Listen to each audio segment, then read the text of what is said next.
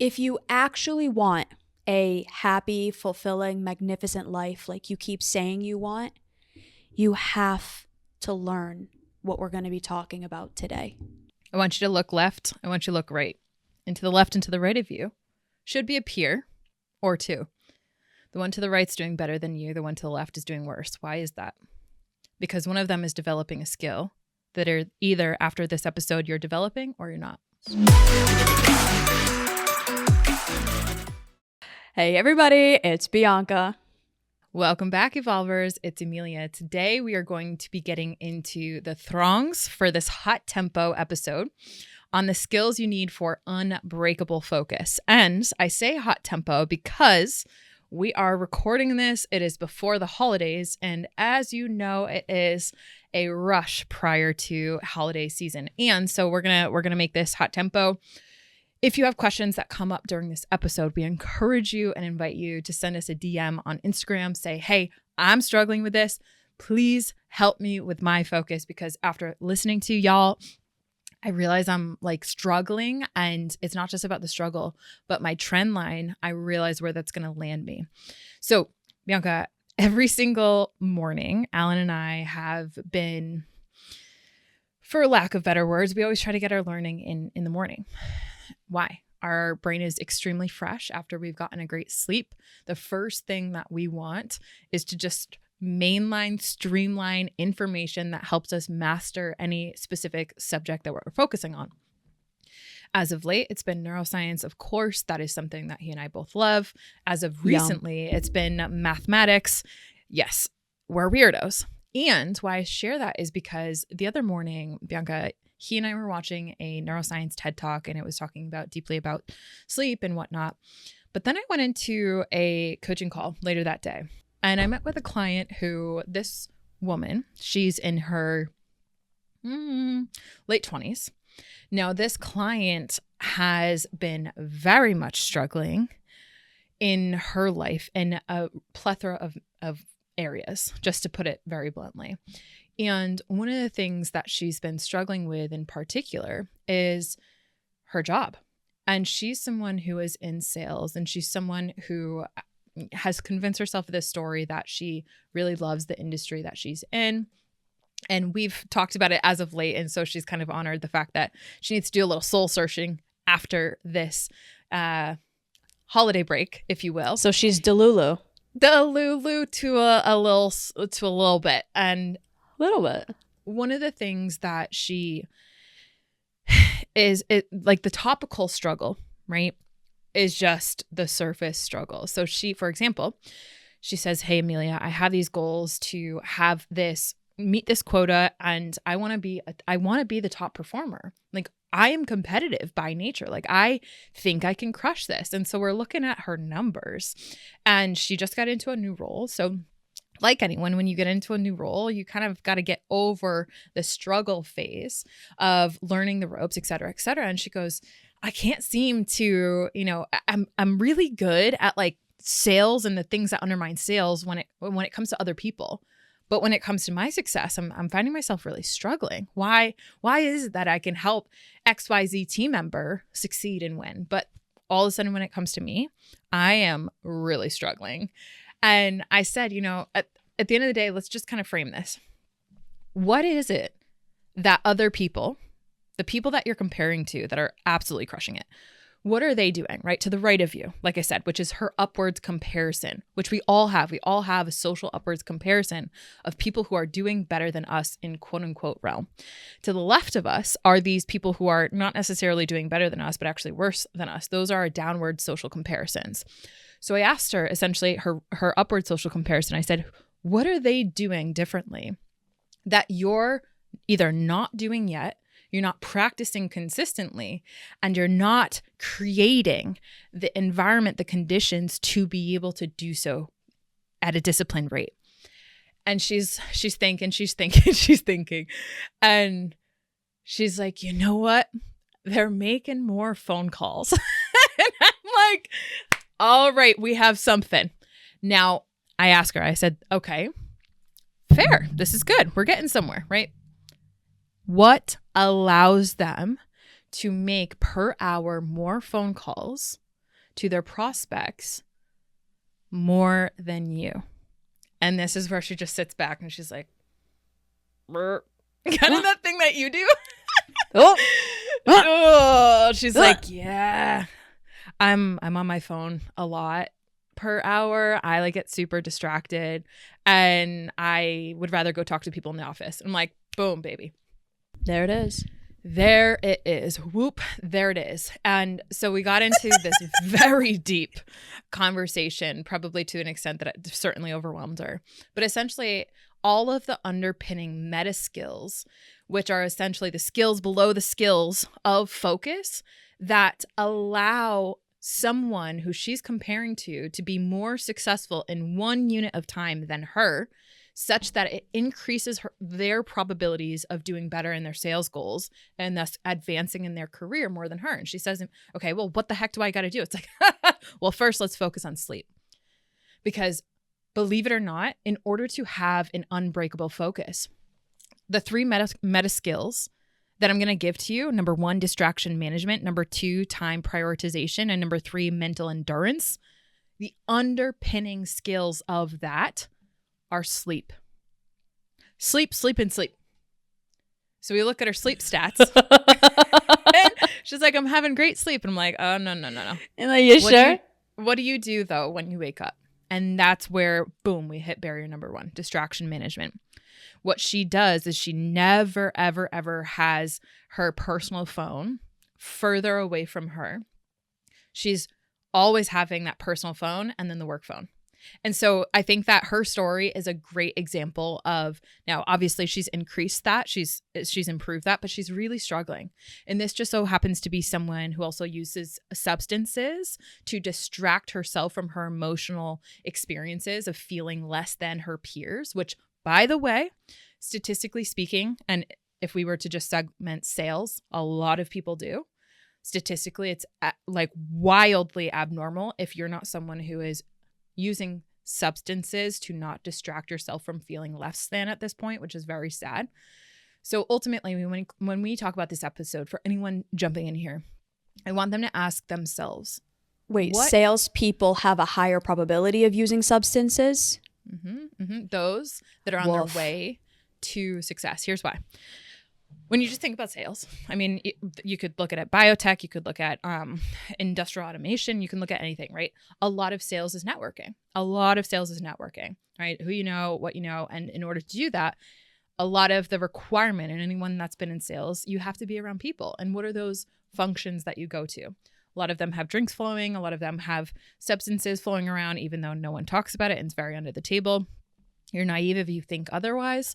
To that end, those who are successful recognize that if they are having and using substances to where they can't even focus, and this is not just in sales, but like in general, if you are not able to maintain your focus for more than 20 minutes, you are absolutely screwed in the 21st century. And so again, like I said at the very beginning, look to your right. Those are the social comparison people that you're comparing up to, which when you look to them, you feel like crap about yourself. When you look to the left of the people to you who are doing worse than you, you feel good about yourself. The people to the right have better unbreakable focus skills dialed in more than you. I'd put $1 million on that. People who actually are doing better, though, not that their social media makes it seem like they're doing better, because a lot of people are really good at making it seem as though they have a very well put together life. So who are the people that you know behind the scenes that actually are doing better? Those are the actual upward comparisons. Yeah. So when we think about this, I mean, her story is one of many stories, right? Whether you're trying to achieve any meaningful goal or you're trying to become someone better than who you are right now. By definition, if you're an evolver, you're listening to this episode, you're looking at like your future self, and you're saying, yeah, I want to be her. Or you're looking at that person who's ahead of you and you're saying, I want to be that guy. I want to be that guy. He's that dialed in. Or you're in the category of people who cannot stand where you're at right now. And maybe you don't have someone that you have an eye on that you're like, I want to be that. You just know you want to get the hell out of the pain and the suffering and the frustration that is the now, that your past versions of yourself has gotten you into. And so regardless of the bucket that you're into, or regardless of where you fall on the spectrum, one thing that is for certain, well documented, lots of research studies, peer-reviewed meta-analyses that time and time again show this. If you are unable to increase your focus, your distraction management skills, your time prioritization skills, and your mental endurance, which are the underpinning skills of unbreakable focus, you are going to continue to stay where you are. And trust me, that is a loving truth that I want to share with you if you are listening to this, because most people are totally okay with you being stuck where you are. And you're going to get worse. Yes. And your social circles benefit from that. So, Bianca, talk to me about and you're going to get worse, because I don't think that people really understand the underpinnings of what you just said. Go deeper. If you're stuck in a habit over and over and over again, you're highly distracted, your focus is nowhere to be found, you keep engaging in harmful habits, what happens when you keep doing that over and over and over again? Your brain capacity is shrinking more and more and more over time, which means that you're going to be able to tolerate more and more and more harm because your threshold is getting smaller. Or it's getting bigger, technically. Your threshold for pain, your threshold for bullshit, your threshold for numbing and harm and challenge is getting bigger because you're engaging in these habits over and over again. So what happens the more you drink alcohol, the more your tolerance develops, which means you can drink more, which means you're inducing more poison into your body. What happens when that happens? Your body literally starts to die. Before you know it, your body starts to die. So what happens when you're chronically distracted, when you're chronically fatigued, when you're chronically struggling in your social environments and in your personal health and your mental health? You're not just going to stay the same. It's going to get worse and worse and worse. Your relationships are going to struggle. Your mental health is going to struggle. Your occupation and your education are going to struggle. And you are going to feel absolutely horrendous about yourself. My name is Mandy, and I'm here to chat with you about group coaching with Evolve Adventures. I signed up for group coaching because I was looking to connect with other people who were going through similar struggles that I was. It was really nice to see that I was not the only person feeling the way I felt, having the thoughts that I was having or having the same struggles. It was really empowering to be able to connect to other people, share our journeys, kind of just grow together from, and all of us are coming from so many different walks of life. And that's really what I think made group coaching such an amazing experience for me, because I definitely learn through stories and experiences. So getting to hear other people's perspectives and their experiences definitely helped me grow. Highly, highly recommend group coaching. It was so good. You ever been in a conversation with someone where they cannot stay focused on the conversation? They just have all these intrusive thoughts. And then all of a sudden they're talking about this and talking about that and picking up their phone. And you're you go to a nice little brunch date with a friend that you haven't seen in a while. And he's on his phone, just all the, he's picking it up, he's checking it. And then he's looking outside of the windows, darting around, because he cannot focus on the conversation. You ever had one of those situations? All the time. Or maybe it's family, you sit down and you guys are actually to have a one-on-one or a family conversation, and no one's actually going to be focused enough to actually have this conversation go somewhere. That is what this world and what most people are unconsciously just getting nudged into. Bianca, what you just said about brain health, it is facts upon facts upon facts. There was a study that came out of MIT. I remember I shared that with you, when the increase of ChatGPT research really had an exponential increase. I want to say this was maybe a year ago at this point in 2024. And one of the things that the findings were on that peer-reviewed scientific study was how most people that use ChatGPT are offloading their consciousness.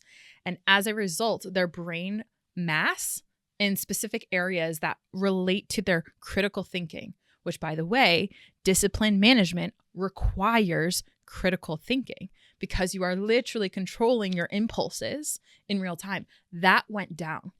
So if you're not working on this skill, you are absolutely killing your brain. And I know that sounds so dramatic.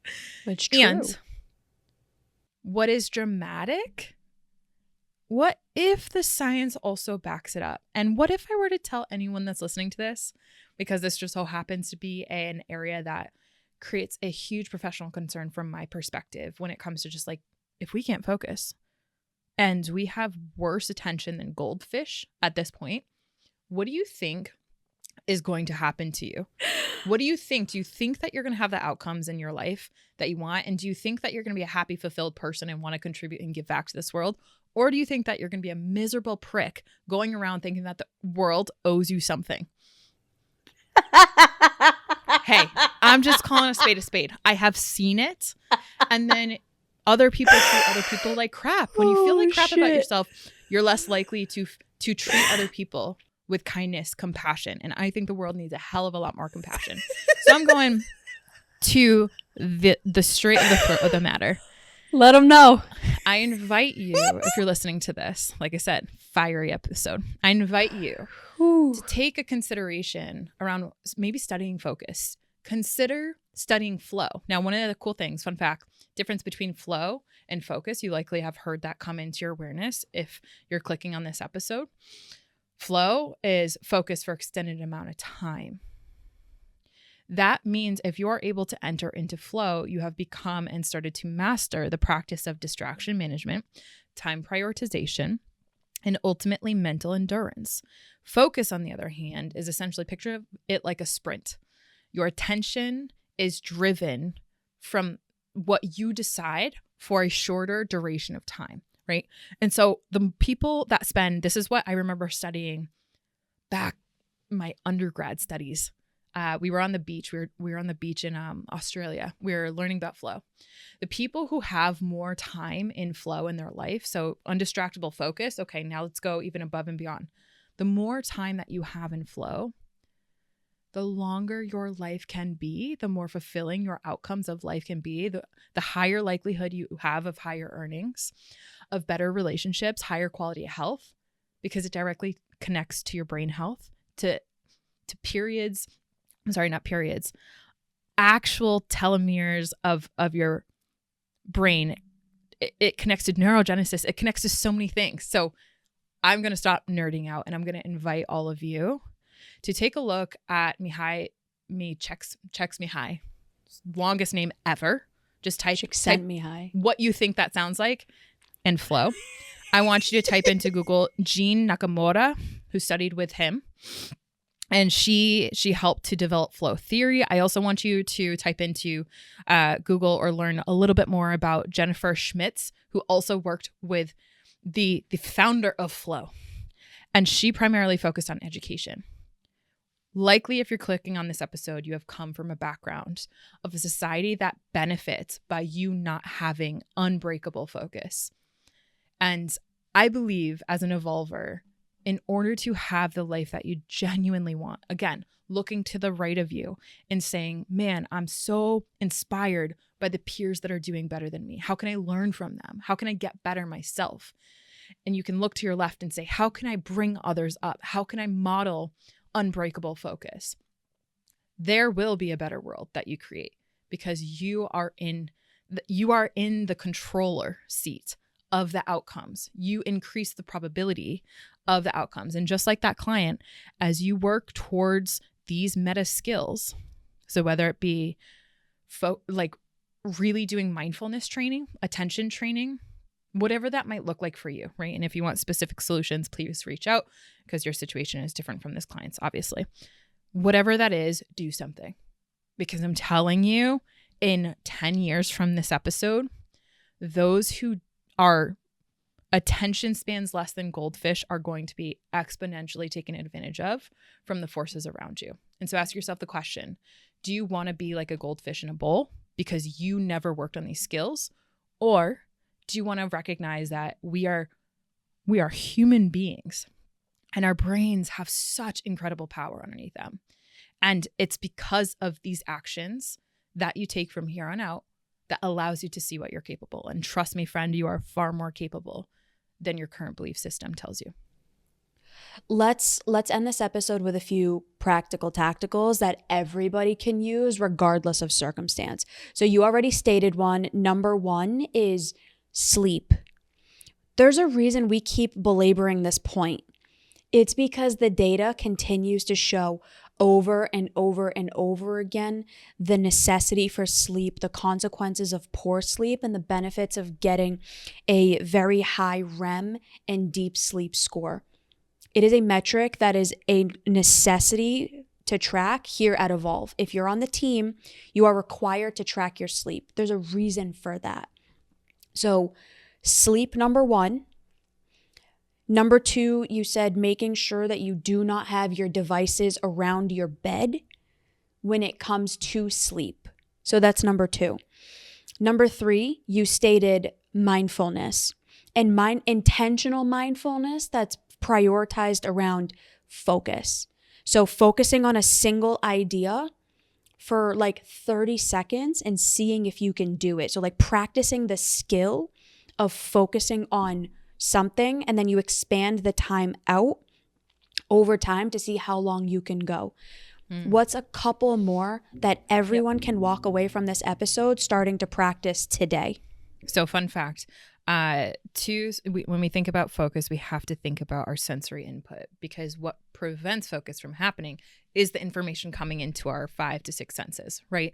So number one, fun fact, sound and visualization are the two primary sensory components that actually help us have and cultivate better focus, unbreakable focus or not. So if we just think about visual sights. So the other day we were on a team meeting and I was talking to you guys about how I had put more food in the bird feeder, and I was watching a cardinal, which for anyone that's unfamiliar, it's a beautiful bright red bird against the backdrop of the snow.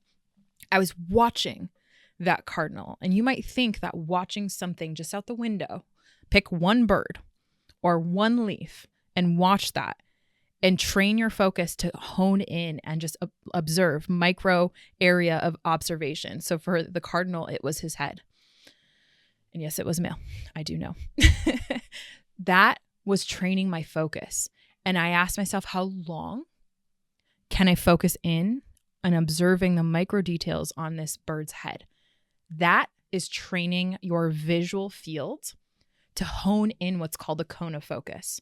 When you can hone in on that, just that one exercise every single day, that will be training your attention. So choose one thing every single day to look out of your window and focus in on every single day, and start with 30 seconds and then see how over time you can increase that. And I know you might have the thought of like, that's kind of stupid. You're stupid if you don't do it. With all the love. With all the love. With all the love. Okay? I seriously mean that from a genuine scientific standpoint. Now, step number 2. Amelia's coming for everybody's neck today.